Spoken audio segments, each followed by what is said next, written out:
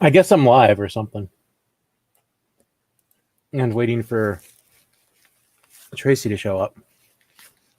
I'm only here for a bit because I got vaccinated. So I've got a little bit of a headache and yeah, but I figured I'd come around and say, hey, it's been a whirlwind.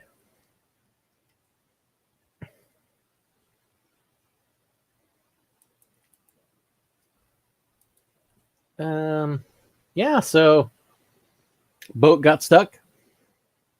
America's being America. My baseball team's gonna suck this year because they spend like $3. Georgia reinstalled Jim Crow laws, or well, some barriers to voting. They kind of couch it into some interesting things where they're saying that they're trying to expand voter rights when they're not really. And Coca-Cola is being asked. The people are asking to boycott Coca-Cola. I've boycotted a lot of things. I've been politically active for most of my life. Fuck that. I will not give up my Diet Coke. Oh, thank you, Lady Libra. Just waiting for Tracy now. He's just messing around. Yeah, last weekend was like I fucked up my back, and then I just felt like crap the next day. It was like the whole weekend. It was pretty good. My whole weekend was shot. Oh yeah, I remember now. It was because I was like wasn't feeling well on Saturday. It was because that Friday to get rid of my headache or my backache, I decided to get some delivery. It was spicy beef. I made spicy beef. I had 2 pounds of chuck roast and I just put it in the oven and let it cook. And it was spicy and it gave me the runs. So I had the runs all like Saturday. That was not good. And now I'm waiting for Trace. I think he sent me a text message. It says, can you send... Oh. Okay, he wants me to send some link to him. Probably a dick pic, so... Sent him a link. Eventually, you'll get his mug back. And otherwise, I should probably look at chat. See what else. Oh, he does have a bum. It's not... Okay, so... If you ever meet Tracy in real life, he has a white guy ass. Which is no ass. It's just like... From the back to his thighs, it's just straight down. Regardless of what he will tell you, he does not have an ass.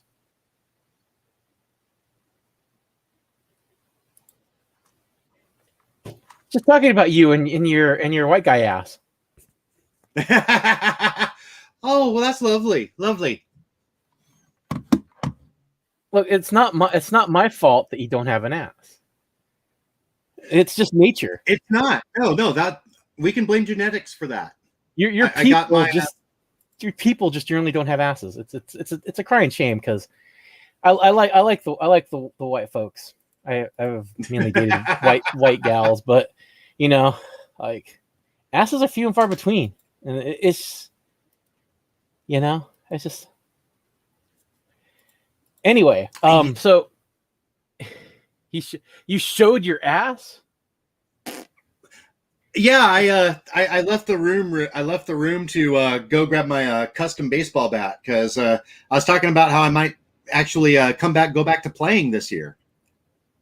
Well, they always need people to shag fly balls in batting practice, so Exactly. Weren't you a decent pitcher when you were like younger before you fucked up your arm? Yes. See, this is why you don't jack off in weird positions because you could cost yourself a career. Right, exactly. I fucked up my arm because I decided to try. I overhand tossed the shot put. Oh yeah, that's not good. Well, I didn't go in, but I know something screwed up there. Considering the amount, I didn't realize that the truth was the amount of torque that you put on there with that much weight is not good. No, that is literally a recipe for disaster. Yeah. But I was reading the Dusty Baker Guide to Pitching Strength, and it's suggested 40 reps. with a shot put. Yeah, I'm just making fun of the fact Dusty Baker ruined so many arms along with Lou Piniella.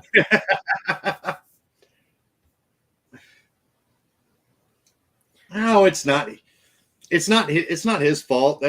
He's more old school, and pitching is a lot more specialized than it was when he was playing. So, Well, yes and no. I mean, he came up in a time when starting pitchers were usually expected to go at least 7 or 8 innings.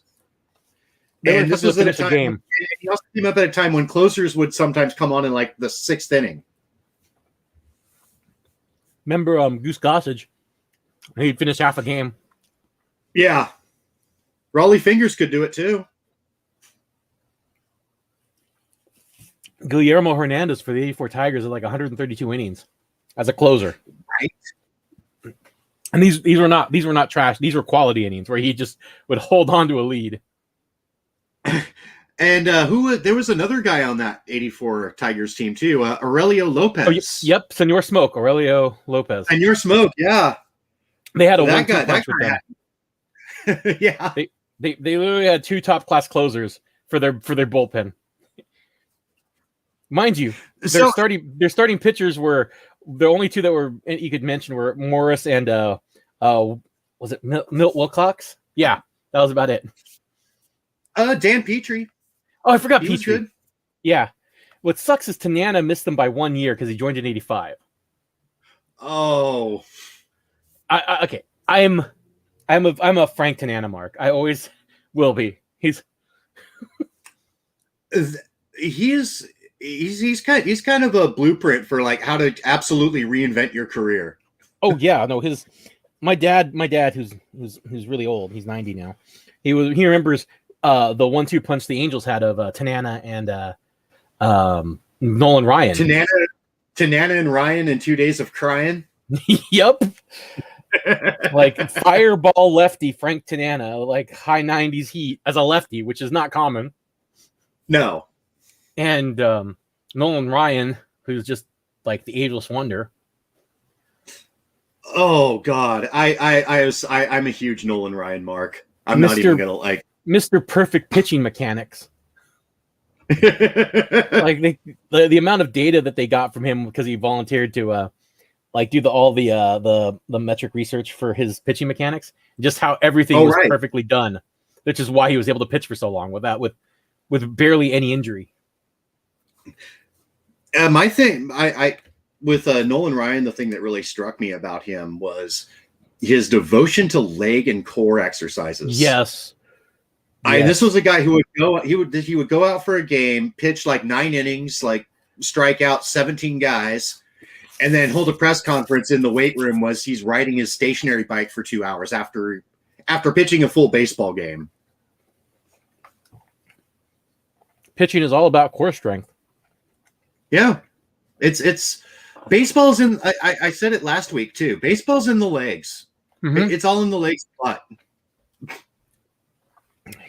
The way you move your hips and for when you swing. Yeah, if you've got really strong thighs and a really strong core, and you've got your hips well developed, you don't need to have jacked arms. I mean, your lower body's going to do all your work for you. But so this dude here was suggesting we do a baseball whatchamacallit. Predictions. Yes, a what? Predictions. Yeah, because I mean, I'm sure you realize this, but baseball's going to be starting next week. Mm-hmm. I am here for it. I am all here for it, baby. I did make one prediction already before you came on, and that is that the team I am wearing right here, Baltimore, will be thankful if they can get out of last place. Well, they're in a fucking tough division. Yeah, they're in a tough division, and they've pretty much had to. They pretty much had to tear down their team from the ground up after 2017. So, I don't know. Boston could give them a run for their money. Yeah, Boston's rebuilding too, but the thing is that Boston's willing to spend money, whereas Baltimore is not. Are you sure? Because they traded Bogarts because you'd be making too much money. Yeah. Okay. Well. So it's going to be Tampa, Yankees, and Toronto in a pretty close fight in the AL East. That one's too tough to call. Yeah. I actually think the Yankees are going to win it. Tampa Bay is going to come in second place, and Toronto's going to come in third because I don't really. Their pitching is still a little sus to me, just a little suspect. Then you have the AL Central, where there's probably Minnesota and maybe Chicago if they're healthy. The other three teams are kind of. Cleveland sold everything. Yeah, Cleveland's done. Yeah, Cleveland's not going to be doing shit this year. They blew it up. They're going to rebuild, I think. Let me tell you why the Tigers aren't going to compete. For the last 4 years, this is what Al Avila's operating budget has been for free agents: $14 million. Who the fuck are you going to get in free agency with $14 million these days? Multiple positions to fill. I mean, about the only way you're going to be able to get that in free agency is by picking up people who got released. Yeah, if you're lucky, if no one else wants to sign them, right? It's yeah. So another Tigers fan was talking about his. Lieber says, "Lordy, it's going to be baseball everywhere I look now." Look, it's going to be hardwood everywhere. A lot of free swinging stuff. A lot of balls coming at you everywhere. It's that time of year. It's a lovely time of year. Yeah. It's the most wonderful time. Avila has been handicapped by his owner with that low of a budget for free agents.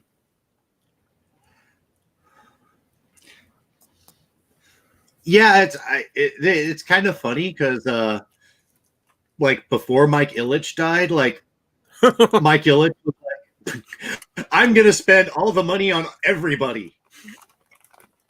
It was Dave Dombrowski who built the team, but it's also his fault of his myopic viewpoint that closers have to be proven closers when he could have just grabbed players or relievers from anywhere to do the job. Yeah.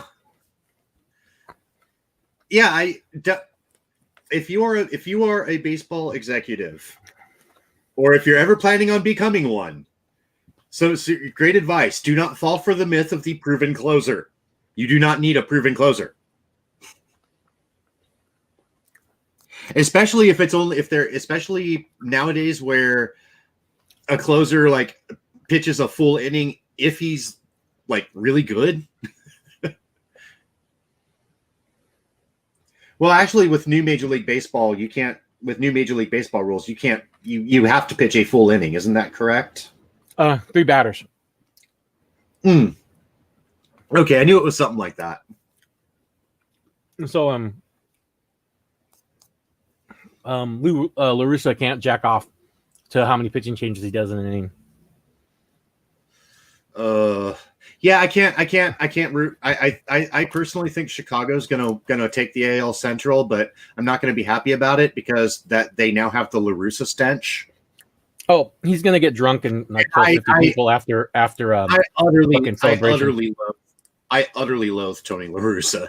I mean, I'm sure he's a nice guy. I'm sure if I met him. No, he's not. From everything I've heard of his personal, he's a dick. Oh well, in that case, fuck him. I was right. Not with your fingers. Well, my fingers are clean. I showered this morning. I wouldn't give him the dignity of being finger fucked by you. But hey, there are people who will let me finger fuck them for the likes. And one day I'm going to figure out who those people are. But yeah, the Central is either the White Sox or the Twins. Yeah, I think it's I'm leaning towards the Sox, honestly, but Minnesota is really good. if Chris Ilitch either sells the team or opens up the purse a little more, the Tigers have the minor league talent. They do. They've got lots of young talent. They've got a lot of pitching. It's so weird as a Tiger fan to say that again, because historically they've never had pitching. No. They've like even in their like. Yeah, go ahead.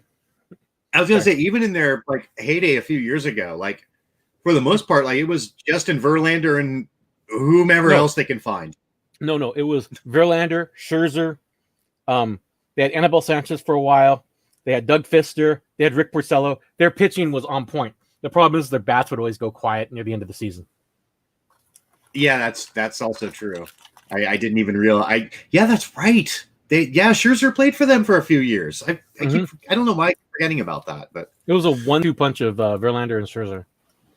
Yeah, and Doug Fister with run support, which I don't think he ever understood what that meant because he came from the Mariners. And Sherry's gonna take off, and she'll catch me in Discord. All right, we'll catch you in Discord. So yeah, that is definitely something else I've got to do on my on the itinerary is set up a Discord server so we can actually show all the stuff that would get us struck down on YouTube. You already have one. Just repurpose it. Yeah, that's what I was gonna do. I got to figure out how though. I don't really know how to use Discord. I'm not gonna lie. I just kind of wing it and see what happens. I can do it. That's about my joke. I know how to do that shit. Okay.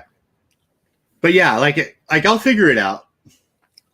I mean, I've got to do a lot of grinding before next week's show. Also, I did want to fly something past you. Something we could maybe do for like our first Discord watch along. Do a retrospective on Mitsuharu Misawa. That'd be a nice change of pace and a good break from everything else. Yeah. And also, you get to pay homage to a great. Yeah. The dude is a modern wrestling god. Let's call it what it is.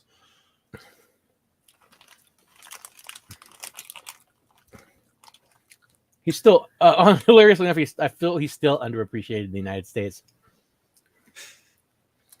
Yeah, that's absolutely true because I mean, honestly, and I've even admitted it. Like, I didn't really start like getting into pro wrestling until like a couple of years ago. So I'm literally behind the 8 ball on everything. I don't remember like the great matches, but I've seen quite a bit. I just don't remember. Except for I think it was Kawada Misawa 94, 95, where which is a great match. But I've always been more of a Kawada fan than Misawa. I love Misawa, but Kawada has always been my boy. He also opened a ramen It's a good choice. He what? After Misawa died, Kawada kind of was like, about pro wrestling. So he retired and opened a ramen restaurant. Okay, I need to go to Japan so I can eat there. Just to say that I did. I follow him on Twitter for his restaurant, and he shows pictures, and it looks fucking delicious. And he's there, he can, and he doesn't seem to mind too much about people going there and saying, "Hey," but he doesn't speak English, so. Which is okay because I don't speak Japanese, so we can have a really great gesture conversation. And he's dropped the wrestling physique. He's not like our shape. He's just thin. Yeah. Well, he's probably. I think his neck still works though. That's always good. It's hard to meet a old school pro wrestler that doesn't have like neck or back issues. Your spine takes a beating doing the graps. Yeah, but he wrestled King's Road style, which is all head dropping. Yes. So the fact he can walk is still a big deal. Yeah, I am.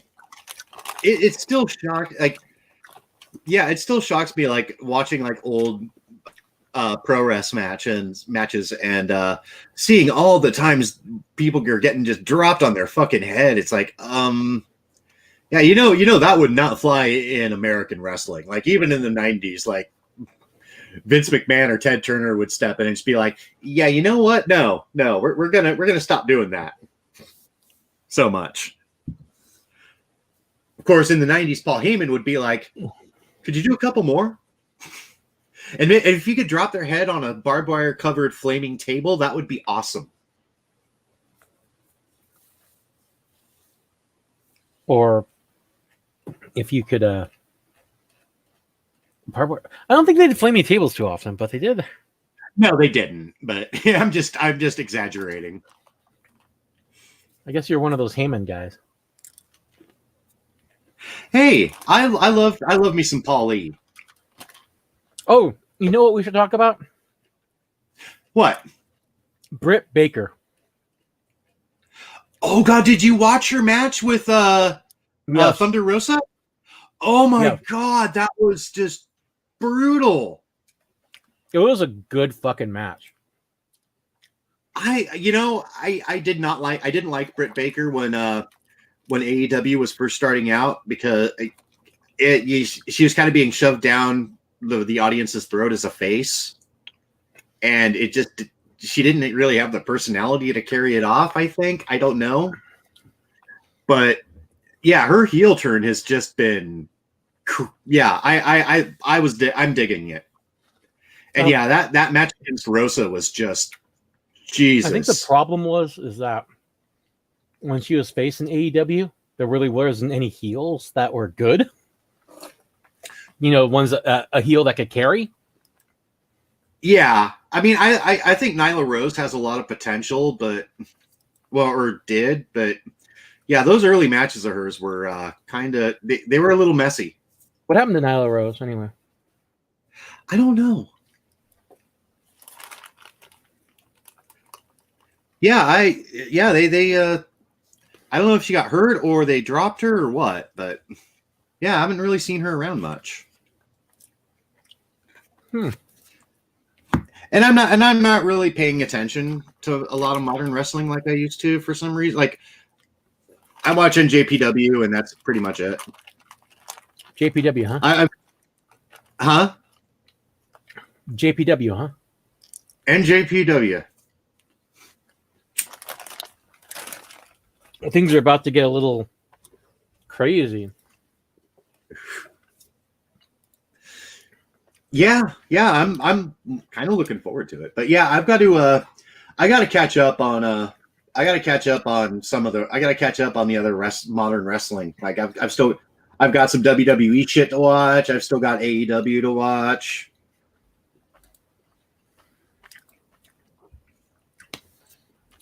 So yeah, the Thunder Rosa Britt Baker match was really good. Yeah. Some of those spots, like, I'm sorry, man. Like, if I were Britt Baker and they were suggesting like, I want you to take this Death Valley driver bump off the second rope onto a ladder. If I were Britt Baker, I'd be like, yeah, I'm gonna do a hard no on that one. But no, she took that shit like a champ. She's an actual fucking dentist. She doesn't have to do this. You're right. Okay. So Glenn Jacobs, Kane, needs to sign on to AEW for one night just to have an intergender tag team match with Britt Baker as Dr. Isaac Yankem.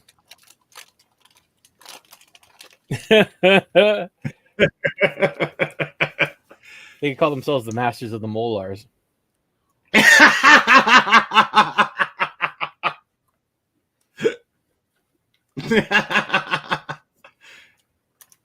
And they could do Sid Vicious style promos where they talk about how they're the masters and rulers of the molars. Or they could talk about softball.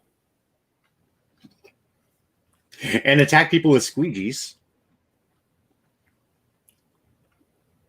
That's still one of the most hilarious wrestling road stories ever. Like Sid Vicious, he's like what, 6'7", 6'8"? Like he's a tall dude. He's a big dude.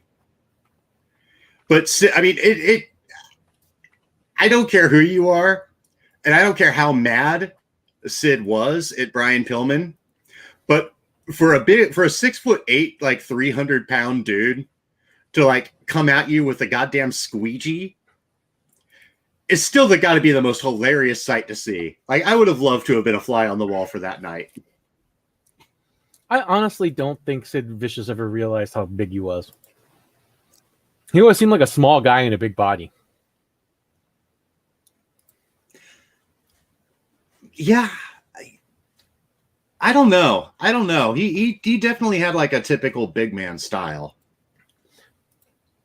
Yeah, but talking about the way he carried himself and whatnot, he never seemed he never seemed as intimidating as he should have been. Yeah, that's true. I mean, I'm not gonna lie. Like, a lot of his promos were either unintentionally amusing, or they were just bland. Yeah, that's why he did his best work with a manager, because then the manager could actually speak for him, and all he had to do would just be, go along with whatever the manager's saying.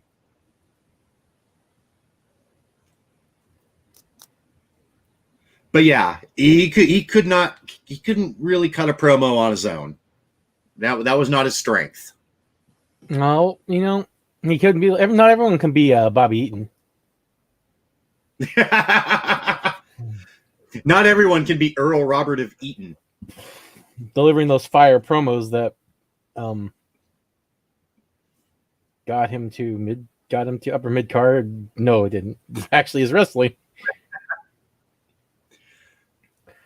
No, I think they should have they should have pushed the button on the Earl Robert of Eaton gimmick like earlier, guys. That was so over. I love that so much. He just wanted him to be the new King Ralph. But I seriously, like, go back and watch like his old promos during that time period with Steven Regal. I'm thinking who could I wanted to make a stable called the Charisma Crew. It'd be like Dean Malenko, Bobby Eaton. Who else had shitty promos? Oh gosh, so many though. Lex Luger. Yeah, he could. He wasn't in the Eaton Malenko category. Dan Severn. Huh? Dan Severn. Oh yeah.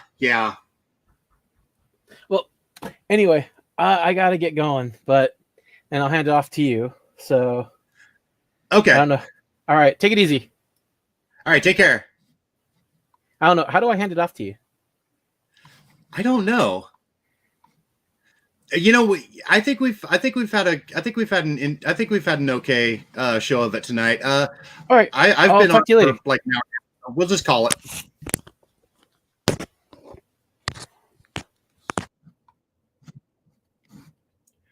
Okay, am I still on? Quick question: Am I still on?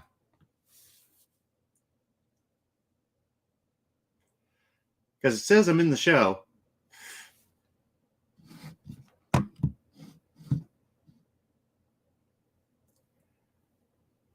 Okay, gonna end. Okay, cool. All right, so yeah, I'll if anybody wants, I'll go on my my personal and just chat at y'all.